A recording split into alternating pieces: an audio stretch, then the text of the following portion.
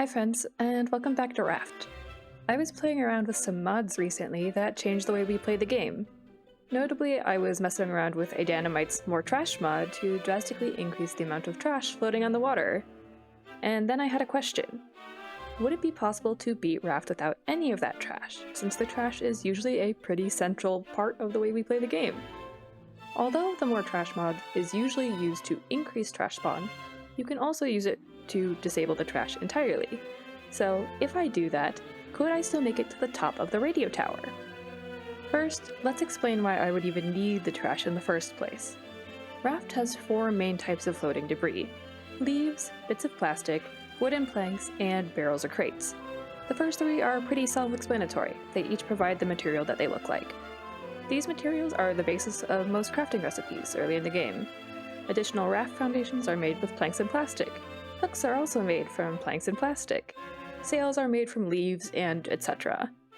The barrels and crates are more or less the same, except they provide duplicates of materials with some other useful things like scrap and stones.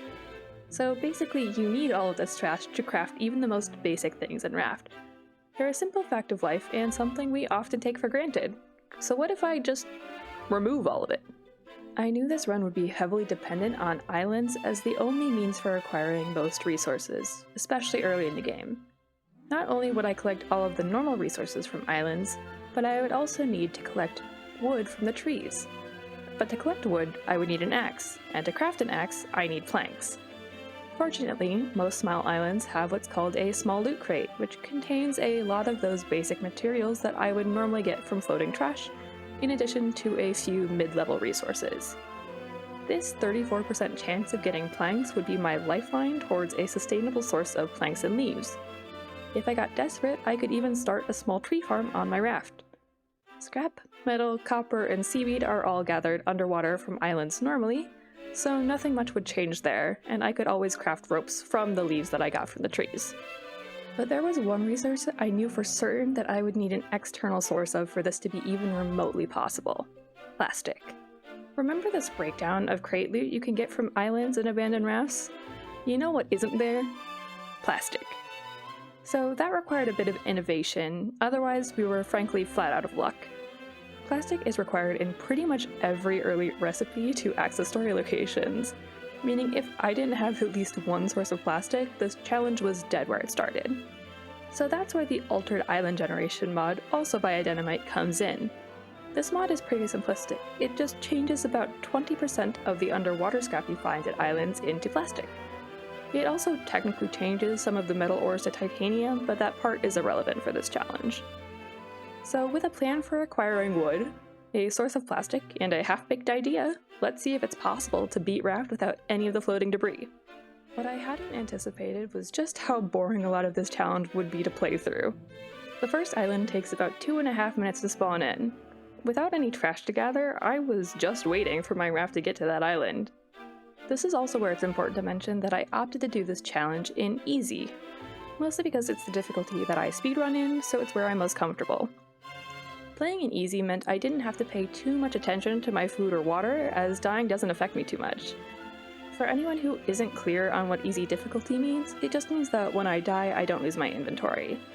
It makes for great fun in speedrunning because you can strategically die at certain times and in certain places for optimal respawns. I thought I might use some of my speedrun techniques throughout this challenge, so being able to do it in the difficulty where I'm the most comfortable would be a helpful advantage. But at long last, I finally got to my first small island. I got lucky, and the island I reached had a loot crate. I got even more lucky because the loot crate contained multiple planks and some rope, which gave me a head start towards the materials I would need to craft that axe that we talked about earlier. From there, it was a matter of harvesting island resources the same as normal. To get to the radio tower, you need a minimum of 7 seaweed, 7 metal ore, 14 copper, and at least 1 smelter. Speedrunners typically make 2 smelters, and I wasn't going to settle for anything less.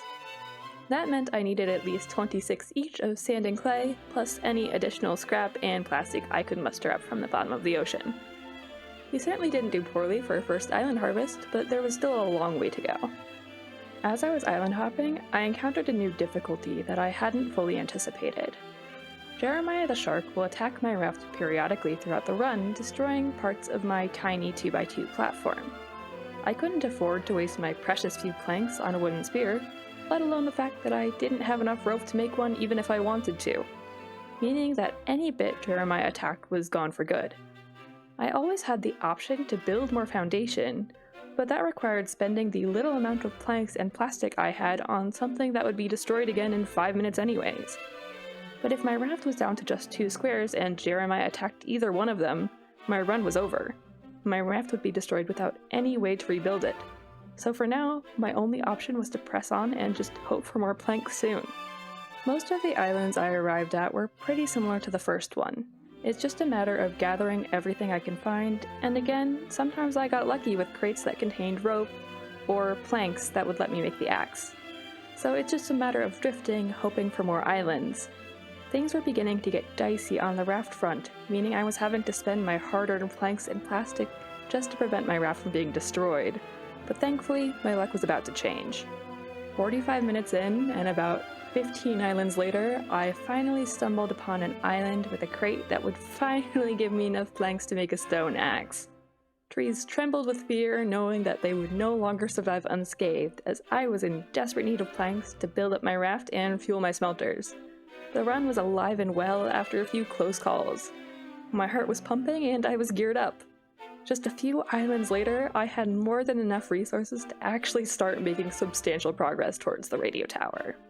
Now, armed with a steady supply of planks to fuel my smelters to melt down my ores, and bits of smelted metal to craft into other useful items, I was ready to take on the world. I fully armored my raft so Jeremiah wouldn't be consuming so much of my planks and plastic for simple repairs. I also used the classic radio tower speedrun raft layout to be as resource efficient as possible. From here, it was just a matter of grinding out small islands until I had enough plastic to craft up the batteries and circuit boards required to make the antenna and receiver. Everything was lined up and ready to go. That is, until tragedy struck. I researched the battery, right? I think I did. So, I might be stupid, and we may not actually be able to do this. I might have just had an epiphany. So, the way you get the blueprints, the receiver and antenna, which you need to get to the radio tower, is through barrels that contain the blueprints. There is no other way to receive those blueprints. That's right.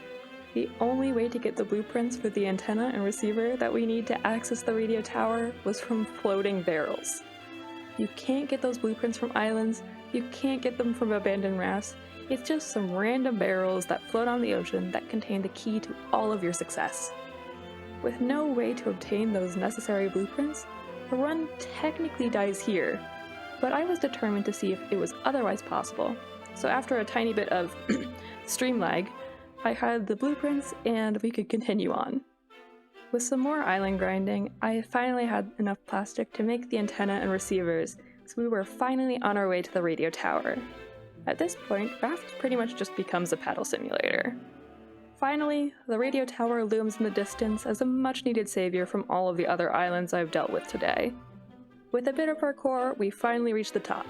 We did indeed make it to the top of the radio tower without any of the trash floating in the ocean. Now we can finally answer the question of, can you beat Raft without any of that floating debris? Well, technically no. You can't get blueprints, so no matter what you do, it's not possible to get here without spawning in some things.